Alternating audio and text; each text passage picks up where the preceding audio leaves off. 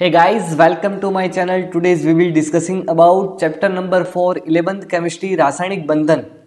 આજે આપણે ખૂબ જ અગત્યનું ચેપ્ટર અને લેક્ચર નંબર 3 લાસ્ટ ક્લાસ આપણે બે વિડિયો લેક્ચર્સ છે તે અપલોડ કરેલા, જેમાં લુઈસ ડોટ સ્ટ્રક્ચરની આપણે વાત કરેલી. તો હવે આપણે આગળ વધીએ અને હવે આપણે ડિસ્કસ કરીએ લુઈસ એસિડ અને લુઈસ બેઝ. ખૂબ જ અગત્યનો ટોપિક છે કે લુઈસ એસિડ એટલે શું, લુઈસ બેઝ એટલે શું અને તેના અલગ અલગ આપણે એમસીક્યુ પણ સોલ્વ કરીશું. એવી રીતે આજે આપણે એ પણ ડિસ્કસ કરવાનું છે કે સંવર્ગ બંધની રચના છે એ કેવી રીતે થાય છે. તો સૌથી પહેલાં આપણે જોઈએ લુઈસ એસિડ. સિમ્પલ ડેફિનેશન છે કે ઇલેક્ટ્રોન યુગ્મનો સ્વીકાર કરે. આપણને ખ્યાલ છે કે ઇલેક્ટ્રોન યુગ્મ એટલે શું, કે જ્યારે પણ ઇલેક્ટ્રોન યુગ્મની આવી રીતે જોડ હોય તે સ્વીકાર કરે તો તેને આપણે લુઈસ એસિડ તરીકે ઓળખવામાં આવે છે. નેક્સ્ટ જોઈએ તો હવે આ ઇલેક્ટ્રોન યુગ્મનો સ્વીકાર ક્યારે કરતા હશે કે તેની પાસે ઇલેક્ટ્રોન નહીં હોય તો તેને ઇલેક્ટ્રોન ઉણપ સંયોજન તરીકે પણ ઓળખવામાં આવે છે. ખાસ ભાર આપજો, ઇલેક્ટ્રોન ઉણપ, ઇલેક્ટ્રોન ડેફિશિયન્ટ મોલેક્યુલ પણ ઓળખવામાં આવે છે, કારણ કે તેની પાસે ઇલેક્ટ્રોન્સ તો હશે નહીં બ્રાયટમ કોષમાં.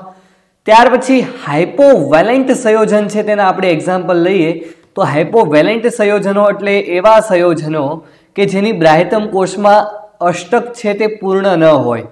અષ્ટક છે, અષ્ટકની રચના છે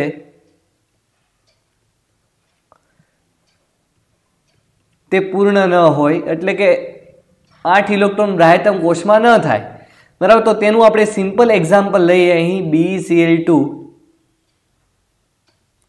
અને આપણે બીજું પણ એક્ઝામ્પલ જોઈએ તો BeCl3. ચાલો અહીં BeCl2 ની વાત કરું, બેરિલિયમ ક્લોરાઇડ. ચલો બેરિલિયમની બ્રાયટમ કોષમાં ઇલેક્ટ્રોન ગણો. અહીં આપણે બ્રાયટમ કોષમાં ઇલેક્ટ્રોનની સંખ્યા ગણીએ. ચલો અહીં 1 ઇલેક્ટ્રોન, અહીં 1, કુલ બ્રાયટમ કોષમાં 4 ઇલેક્ટ્રોન્સ છે. કેટલા? 4.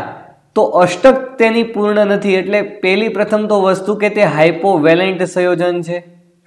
ઓકે, હવે અષ્ટક પૂર્ણ નથી એટલે કે અહીં 4 ઇલેક્ટ્રોનની જરૂર છે. કેટલા અષ્ટક પૂર્ણ કરવી હોય, અહીં 8 ઇલેક્ટ્રોન પૂર્ણ કરવા હોય તો કેટલા ઇલેક્ટ્રોનની જરૂર છે? 4 ઇલેક્ટ્રોનની ટૂંકમાં જરૂર છે. તો ટૂંકમાં એવી રીતે બે યુગ્મ છે તે સ્વીકાર કરી લે તો તેને આપણે, જો બેરિલિયમ ક્લોરાઇડ છે અષ્ટક પૂર્ણ કરવા માટે અહીં 2 ઇલેક્ટ્રોન યુગ્મ છે તે હજી સ્વીકાર છે, એટલા માટે તેને લુઈસ એસિડ તરીકે ઓળખવામાં આવે છે.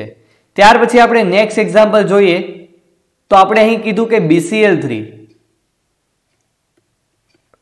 તો અહીં બોરોન છે એ 3 આવી રીતે ક્લોરીન સાથે જોડાયેલો છે. હવે તેમાં આપણે ઇલેક્ટ્રોનની સંખ્યા ગણીએ. જો અહીં ક્લોરીન સાથે 1, 2, 3, 4, 5 અને 6, બરાબર. કેવી રીતે લુઈસ ડોટ સ્ટ્રક્ચર બને છે આપણે અભ્યાસ કરી ચૂક્યા છે. એક ઇલેક્ટ્રોન શેરથી, બરાબર, શેરિંગ થશે આ બંને વચ્ચે અને ભાગીદારીથી આવી રીતે બંધ રચાશે, કોવેલેન્ટ સહસંયોજક બંધ. તો અહીં 6 ઇલેક્ટ્રોન્સ છે. તો અષ્ટક પૂર્ણ કરવી હોય તો આને 2 ઇલેક્ટ્રોનની જરૂર છે, એટલે કે 1 ઇલેક્ટ્રોન યુગ્મની જરૂર છે. ઓકે, તો આ પણ એક પ્રકારનો ઇલેક્ટ્રોન યુગ્મનો સ્વીકાર કરી શકે છે અને લુઈસ એસિડ તરીકે વર્તે છે. ત્યાર પછી આપણે નેક્સ્ટ જોઈએ, જેમાં આપણે લુઈસ બેઝની આપણે વ્યાખ્યા સમજીએ. તો લુઈસ બેઝ એટલે શું? લુઈસ એસિડ એટલે કે ઇલેક્ટ્રોન યુગ્મનો સ્વીકાર કરે, પરંતુ લુઈસ બેઝનો મતલબ થશે કે ઇલેક્ટ્રોન યુગ્મ છે તે દાન કરે, ડોનેટ કરે, બીજાને દાન કરશે. કારણ કે આપણે એમ કહી શકાય કે એવો કોઈ પણ પરમાણુ અથવા તો આપણે અણુ પણ કહી શકાય અથવા તો આપણે આયન પણ કહી શકાય કે જે ઇલેક્ટ્રોન્સ છે તેનું દાન કરી શકે, તો તેને આપણે લુઈસ બેઝ તરીકે ઓળખવામાં આવે છે. ઘણા બધા એક્ઝામ્પલ છે ફ્રેન્ડ્સ, કે એમોનિયા. ચલો નાઇટ્રોજનની બ્રાયટમ કોષમાં 5 ઇલેક્ટ્રોન હોય, 3 હાઇડ્રોજન સાથે જોડાયેલ છે, તો હજી એની પાસે 2 લોન પેર છે, એટલે કે 1 લોન પેર છે, 2 એવી રીતે ઇલેક્ટ્રોન્સ છે. તો હવે આ ઇલેક્ટ્રોન્સ છે તે એકબીજાને ડોનેટ કરી શકશે. ઓકે, ત્યાર પછી આપણે એક્ઝામ્પલ દેવું હોય તો H2O. ચાલો અહીં તમે જોશો તો ઓક્સિજન પાસે પણ એવી રીતે 2 લોન પેર છે, 2 ઇલેક્ટ્રોન યુગ્મ છે અબંધકારક, જેનું દાન કરી શકે છે. ત્યાર પછી આયનની વાત કરી, તે આયન Cl-. જુઓ ક્લોરીનની બ્રાયટમ કોષમાં 7 ઇલેક્ટ્રોન્સ તો હોય જ, અને માઇનસના કારણે અહીં તેની પાસે ઇલેક્ટ્રોન્સ થશે, બરાબર, 4 લોન પેર થશે. માઇનસ એટલે કે 2, હજી એક ઇલેક્ટ્રોન યુગ્મ લાગી જશે, બરાબર. આવી રીતે પણ આપણે દર્શાવી શકાય. તો ટૂંકમાં 8 ઇલેક્ટ્રોન થયા, તો એનો મતલબ થયો કે 4 લોન પેર, બરાબર, 4 અબંધકારક ઇલેક્ટ્રોન. લોન પેરનો મતલબ થાય અબંધકારક ઇલેક્ટ્રોન યુગ્મ, જે બંધમાં હજી ભાગ લીધું નથી.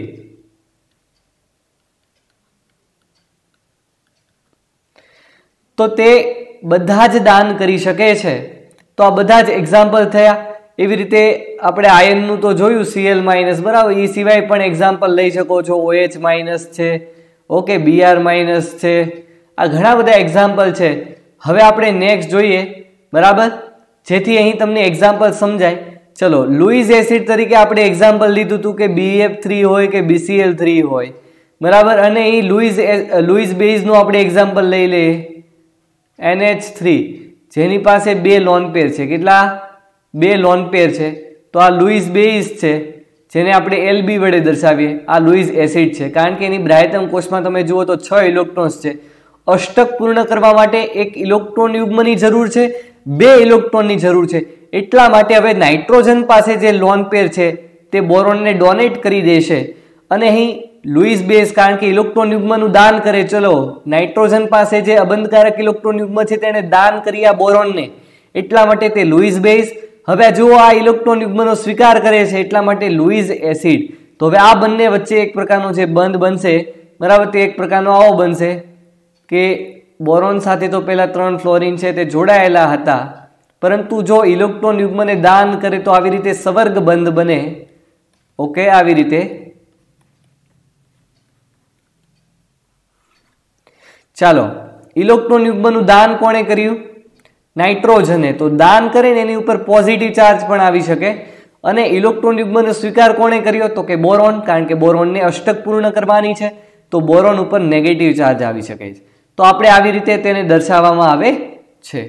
ત્યાર પછી હવે આપણે લુઈસ એસિડ કોને કહેવાય? તો કે ઇલેક્ટ્રોન યુગ્મનો સ્વીકાર કરે. લુઈસ બેઝનો મતલબ થશે કે ઇલેક્ટ્રોન યુગ્મનું ડોનેટ કરે. ભાઈ, વધારે એની પાસે જો દાન હોય, તમારી પાસે, આપણે સિમ્પલ એક્ઝામ્પલ લઈએ કે કોઈ પણ રિચ મેન છે, તેની પાસે પૈસા પડ્યા છે, તો તે બીજાને દાન કરી શકશે, પરંતુ જે પુઅર મેન છે તે દાન કરી શકશે નહીં. તેને કોઈક પૈસા આપે, બરાબર, કોઈક તેને દાન આપે તો તે સ્વીકારી લેશે.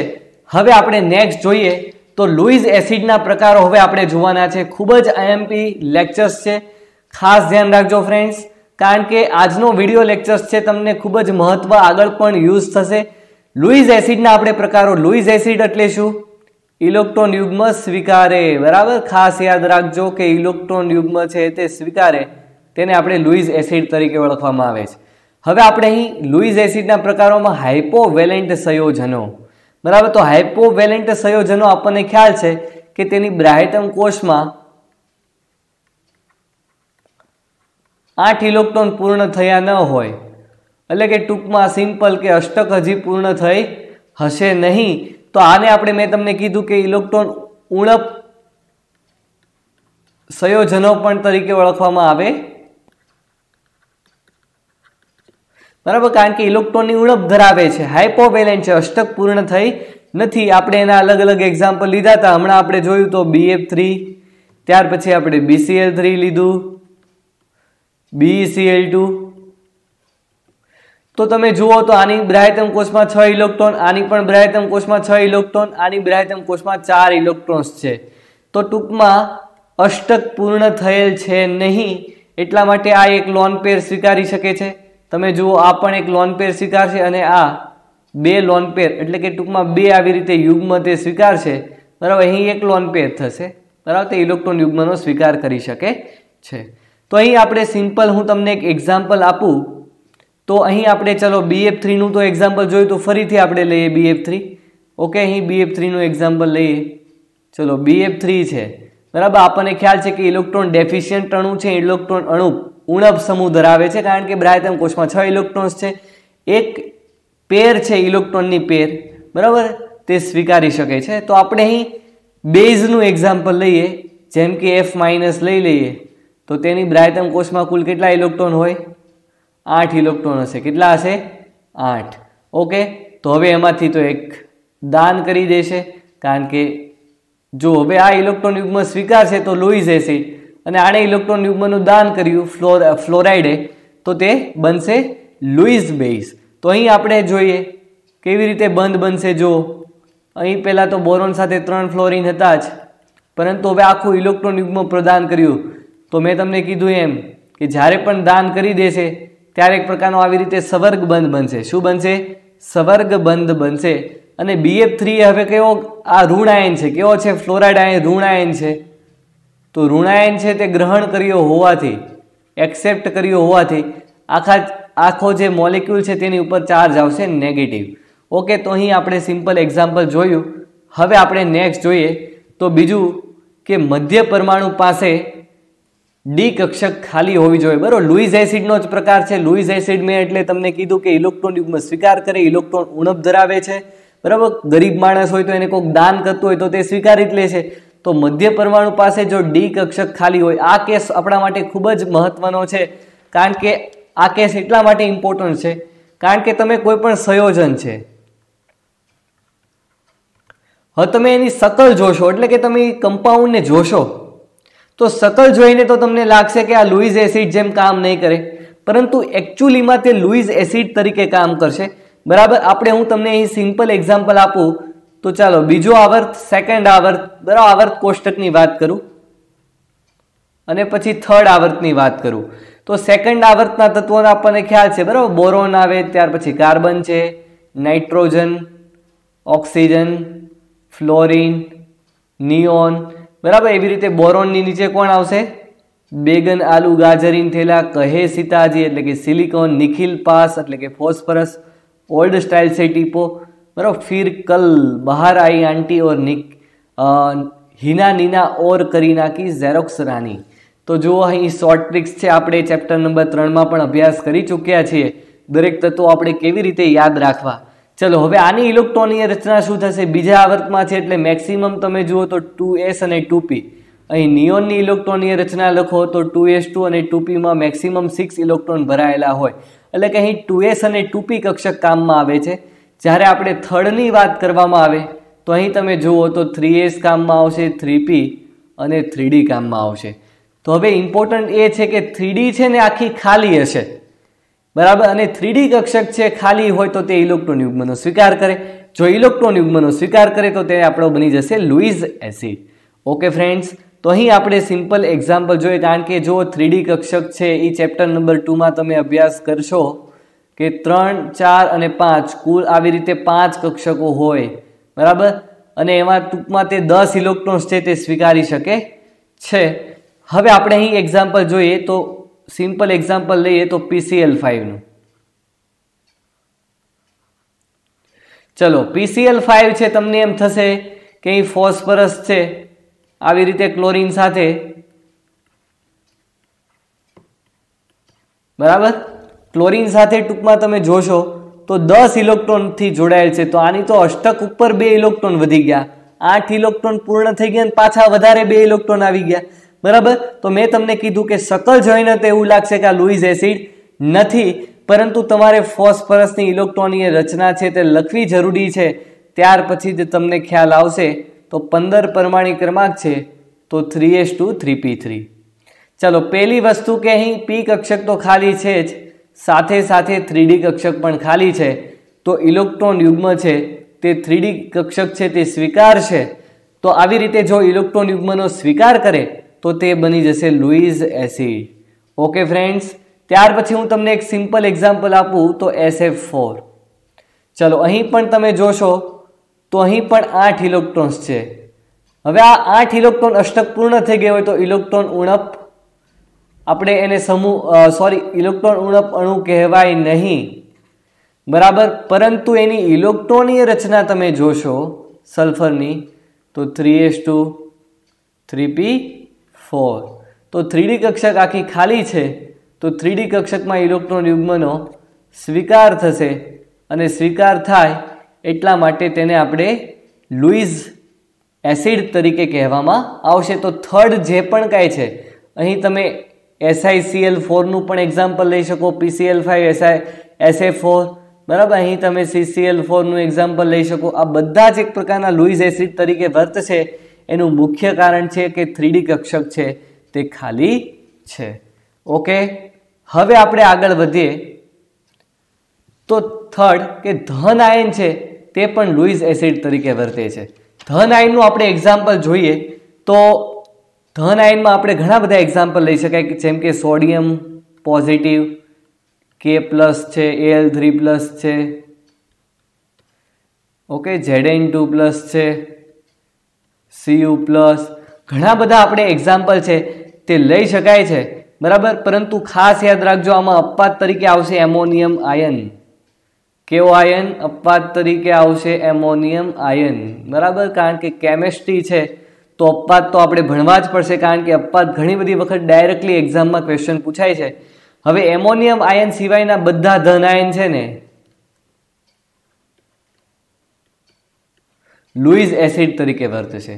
બરાબર, આ NH4+ એમોનિયમ સિવાયના જે પણ કાંઈ ધન આયન છે તે બધા જ લુઈસ એસિડ તરીકે વર્તશે.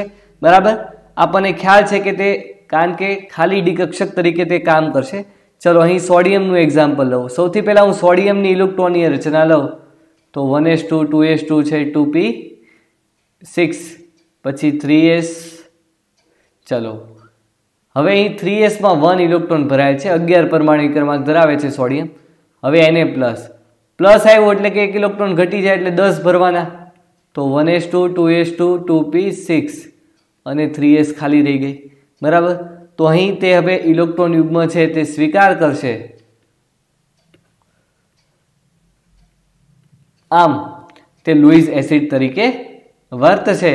બરાબર, બીજા પણ એક્ઝામ્પલ તમે દઈ શકો છો. ચાલો એલ્યુમિનિયમનું તમારે મને કોમેન્ટ બોક્સમાં આન્સર બતાવવાનો છે કે તેની ઇલેક્ટ્રોનની રચના શું થશે અને કેવી રીતે તે લુઈસ એસિડ તરીકે વર્તે છે. બરાબર, તેનું તમારે મને સિમ્પલ એક્ઝામ્પલ છે તે સમજાવવું પડશે. બરાબર, ત્યાર પછી જ તે માનવામાં આવશે. ઓકે ફ્રેન્ડ્સ, દરેક આન્સર છે બતાવે, કારણ કે તમને એમ થશે કે NH4+ છે તે કેમ લુઈસ એસિડ તરીકે નહીં વર્તે, તે પણ ધન આયન છે. ચલો NH4+, એની ઇલેક્ટ્રોનની રચના જુઓ નાઇટ્રોજનની, 1s2 છે, 2s2 2p3. ઓકે, હવે તમે જોશો તો તે મેક્સિમમ છે, તમને ખ્યાલ છે કે 4 બંધ બનાવી શકે. કેટલા?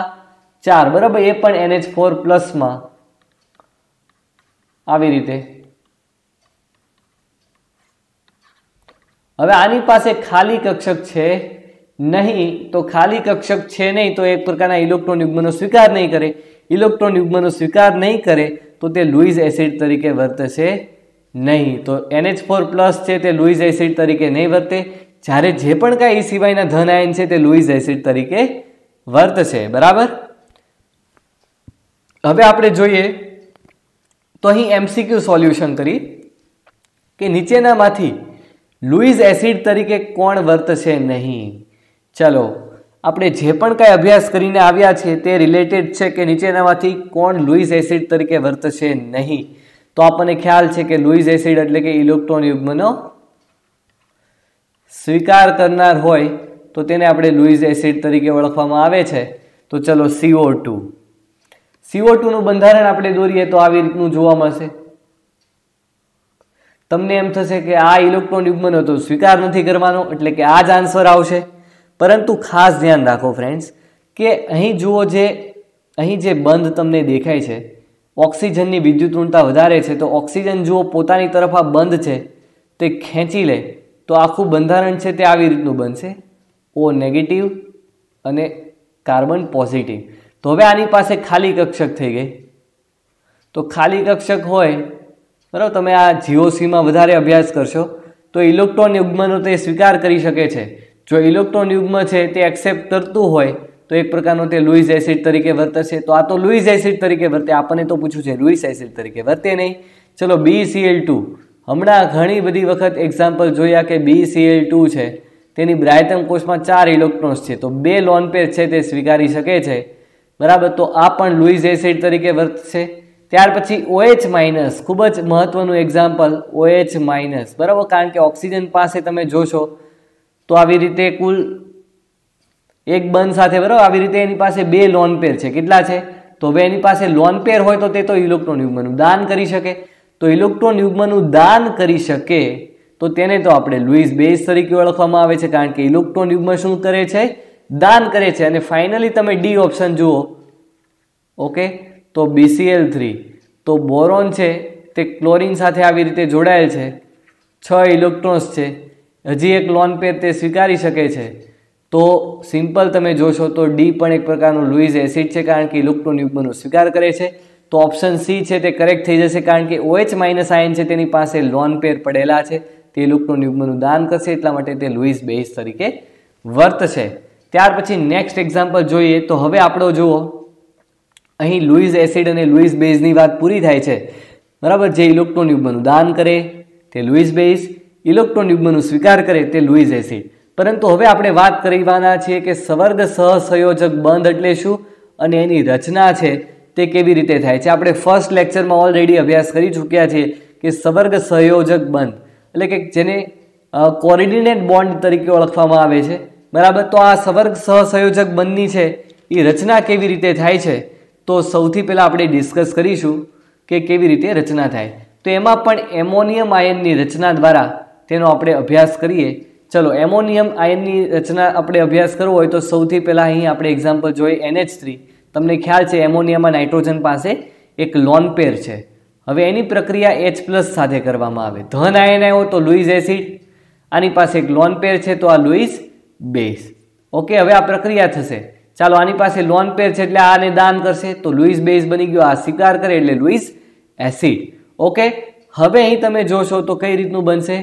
નાઇટ્રોજન છે હવે 4 હાઇડ્રોજન સાથે મેક્સિમમ તેની સહસંયોજકતા છે તે +4 હોય છે. આવી રીતે NH4+ છે તે એક પ્રકારનો એમોનિયમ આયનની રચના થશે. પરંતુ મહત્વનું એ છે કે મારે તમને સવર્ગ બંધ કેવી રીતે દર્શાવવો તે સમજાવવાનું છે. ચલો, કોણ દાન કરે છે? અહીં ખાસ ધ્યાન રાખજો, એમોનિયા પાસે લોન પેર છે, બરાબર. અહીં તમને હું સિમ્પલ એક્ઝામ્પલ આપું તો NH3 હતું, બરાબર. ચાલો, આની પાસે આવી રીતે એક લોન પેર હતા અને અહીં H+ ઇલેક્ટ્રોન ડેફિશિયન્ટ છે. તો નાઇટ્રોજન છે તેને દાન કરે છે, તો એરો જુઓ કઈ બાજુ થાય છે? નાઇટ્રોજનથી હાઇડ્રોજન તરફ. તો તમારે પણ અહીં એરો છે દર્શાવવાનો. તો આ જ બંધ બની ગયો કોઓર્ડિનેટ બોન્ડ સવર્ગ બંધ, કે જે ઇલેક્ટ્રોન યુગ્મને દાન કરશે, જેમાં હાઇડ્રોજન કોઈ પણ પ્રકારની ભાગીદારી નહીં લે. હાઇડ્રોજન સિમ્પલ એમોનિયાને એટલે કે એમોનિયામાંના નાઇટ્રોજનને વાત કરશે કે ભાઈ મારે બંધ બનાવવો છે તારી સાથે, મારી પાસે તો કાંઈ રૂપિયા નથી, તું મને આપ, અને આપણે પાર્ટનરશિપ કરી, બરાબર. તો અહીં તમે જુઓ તો નાઇટ્રોજન છે તેને દાન કરી દેશે, બરાબર. તો એક પ્રકારનો અહીં સવર્ગ બંધ બનશે, બરાબર. તો અહીં આવી રીતે એમોનિયમ આયન બની ગયો. કેવો આયન બની ગયો? Ammonium ion. તો આવી રીતે એમોનિયમ આયન છે તે બનાવવામાં આવે છે. નેક્સ્ટ જોઈએ તો સવર્ગ બંધ દ્વારા આપણે રચના જોવાની છે, તો હાઇડ્રોનિયમ આયનની રચના. ચલો, હાઇડ્રોનિયમ આયન એટલે આપણને ખ્યાલ છે H3O+. તો અહીં પણ H+ નું એક્ઝામ્પલ જ લઈશું. ઓક્સિજન પાસે 2 લોન પેર છે. હવે આવડો હતો ઇલેક્ટ્રોન ડેફિશિયન્સ છે તો ઓક્સિજન છે તે લોન પેરનું દાન કરશે અને આવી રીતે બંધ છે તે જોવા મળશે. HOH દાન કરી દીધું H ને, બરાબર. તો આવી રીતે H3O+ છે ફાઇનલી આપણને જોવા મળે. તો આ હાઇડ્રોનિયમ આયન બની ગયો, બરાબર. બીજું કાંઈ છે નહીં, હાઇડ્રોનિયમ આયન કે જેમાં ઓક્સિજન પાસે લોન પેર પડેલા છે તે દાન કરશે, એટલા માટે તે લુઈસ બેઝ. અને H+ ધન આયન તો લુઈસ એસિડ તરીકે વર્તશે, હમણાં જ આપણે આગળ અભ્યાસ કર્યો. તો આવી રીતે દાન કરે છે તો હાઇડ્રોનિયમ આયન બને છે. નેક્સ્ટ જોઈએ તો બોરિક એસિડનો એસિડિક સ્વભાવ. ખૂબ જ મોસ્ટ આઈએમપી ક્વેશ્ચન, આમાંથી નીટની એક્ઝામમાં ઘણી બધી વખત ક્વેશ્ચન છે તે પૂછાઈ ગયેલા છે. તો આપણા માટે ખૂબ જ મહત્વનો ક્વેશ્ચન છે તે બનશે કે બોરિક એસિડનો આપણે એસિડિક સ્વભાવ છે તે પણ તમે કેવી રીતે સવર્ગ બંધ દ્વારા સમજાવો, બરાબર. ખૂબ જ આઈએમપી મેં તમને ફ્રેન્ડ્સ કીધું, અહીં ખાસ ધ્યાન રાખજો. બોરિક એસિડનું સૌથી પહેલાં તમને સ્ટ્રક્ચર આવડવું જરૂરી છે. ચાલો, બોરિક એસિડ એટલે કે H3BO3, જેને આપણે બોરિક એસિડ તરીકે ઓળખવામાં આવે છે, અથવા તો તેને તમે BOH થ્રાઇસ પણ કહી શકો છો. હવે H3BO3 નું હું સ્ટ્રક્ચર દોરું તો આવી રીતનું કંઈક બનશે. ઓકે, તો તમે ભણ્યા હશો કે હાઇડ્રોજન વધારે વિદ્યુતઋણ તત્વ સાથે જોડાયેલું હોય તો તે દાન કરી શકે છે. તો અહીં સિમ્પલ ઓક્સિજન વધારે વિદ્યુત ઋણ તત્વ છે હાઇડ્રોજન કરતાં, એટલા માટે અહીં 3 હાઇડ્રોજનનું ડોનેટ થશે. અને એની બેઝિકતા કેટલી થશે? તમને એમ પૂછ્યું કે આની બેઝિકતા કેટલી, તો કેટલી થાય? 3, કારણ કે તે 3 હાઇડ્રોજનને દાન કરશે, કારણ કે તે વધારે વિદ્યુત ઋણ તત્વ સાથે જોડાયેલ છે. પરંતુ જો તમે મિત્રો આવું વિચારતા હો તો તમે બિલકુલ ગલત છો, ખોટા છો, બરાબર. એટલા માટે હવે આપણે સમજવું છે કે આની બેઝિકતા કેમ 3 નહીં અને કેમ એની બેઝિકતા અલગ હશે, બરાબર. સૌથી પહેલાં હું તમને સમજાવું તો અહીં એનું સ્ટ્રક્ચર આપણે દોર્યું કે BOH, OH અને BOH. તો એની બ્રાયટમ કોષમાં તમે જુઓ તો અહીં 6 ઇલેક્ટ્રોન ટૂંકમાં ભાગ રહેલા છે, 4 અને 6 ઇલેક્ટ્રોન. ઇલેક્ટ્રોન ડેફિશિયન્ટ છે, લુઈસ એસિડ તરીકે કામ કરશે. બોલો હા, કારણ કે ઇલેક્ટ્રોન ડેફિશિયન્ટ છે, ઇલેક્ટ્રોન ઉણપ ધરાવે છે. 8 ઇલેક્ટ્રોન હોવા જોઈએ, 6 જ છે, એટલા માટે લુઈસ એસિડ તરીકે વર્તશે. હવે લુઈસ એસિડ તરીકે વર્તે તો એટલા માટે તેને વોટરમાં ડિઝોલ્વ કરવામાં આવે. કોનામાં?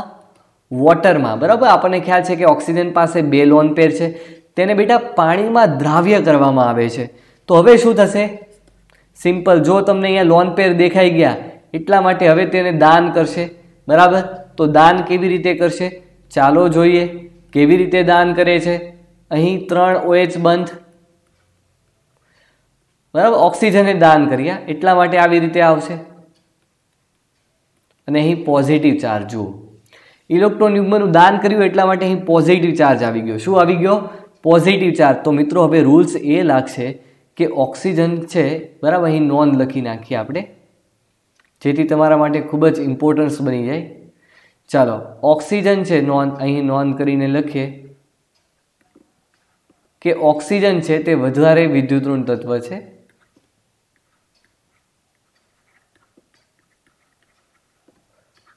વધારે વિદ્યુત ઋણ તત્વ હોય તો તે પોઝિટિવ ચાર્જ હોય ને એને હોલ્ડ ન કરી શકે, એટલે કે તેને માથા ઉપર રાખી ન શકે, બરાબર. તો અહીં તમે જોઈ રહ્યા છો કે ઓક્સિજન ઉપર પોઝિટિવ ચાર્જ છે એટલા માટે હવે શું કરશે, બરાબર. તો તે એક હાઇડ્રોજનને દૂર કરશે. શું કરશે? એક હાઇડ્રોજનને તે દૂર કરશે. તો હવે એક હાઇડ્રોજનને તે દૂર કરશે એટલા માટે સ્ટ્રક્ચર આવી રીતે બની જશે. BOH છે 4- અને 1 H+. તો ખાસ આપણા માટે અગત્યનું એ છે કે જ્યારે પણ બોરિક એસિડની વાત કરવામાં આવે તો એને જોઈને તો એવું લાગે કે એની બેઝિકતા 3 હોય, પરંતુ જ્યારે પણ એને પાણીમાં દ્રાવ્ય કરવામાં આવે છે ત્યારે તે પાણીમાંથી તે પોતાનો તો હાઇડ્રોજન દૂર જ નથી થતો. જુઓ, પાણીમાંનો હાઇડ્રોજન છે તે દૂર કરે છે અને એક પ્રકારનો મોનો બેઝિક તરીકે વર્તે છે. ખાસ ધ્યાન રાખજો, બરાબર. કેવો વર્તે છે? મોનો બેઝિક તરીકે વર્તે છે, કારણ કે એક જ H+ દાન કરી શકશે, બરાબર. 2 દાન કરી શકે. તો ડાયબેઝિક 3 હોય તો ટ્રાયબેઝિક, બરાબર. તો અહીં એની બેઝિસિટી આપણે કહી શકાય કે તે એક પ્રકારની 1 છે. બેઝિકતા કેટલી છે? 1 છે, બરાબર. તો પાણીનો હાઇડ્રોજન છે તે દૂર કરે છે. તો અહીં સુધી મિત્રો આપણે આજે રાખીએ. તો end of this video lecture ખૂબ જ ઇમ્પોર્ટન્ટ લેક્ચર હતો. લુઈસ એસિડ એટલે શું, લુઈસ બેઝ એટલે શું, સવર્ગ સહસંયોજક બંધની રચના કેવી રીતે થાય છે, અને ઘણું બધું આજે આપણને શીખવા મળ્યું. નીટની એક્ઝામની વાત કરવામાં આવે તો ખૂબ જ ઇમ્પોર્ટન્ટ છે. જેની પણ વાત કરવામાં આવે તેમાંથી આ ચેપ્ટરમાંથી વધારેમાં વધારે ક્વેશ્ચન છે તે પૂછાય છે. અને ખાસ આ ચેનલને સબસ્ક્રાઇબ કરો, બેલ આઇકન બટન દબાવો, જેથી તમને નોટિફિકેશન મળતી રહે. Thank you so much.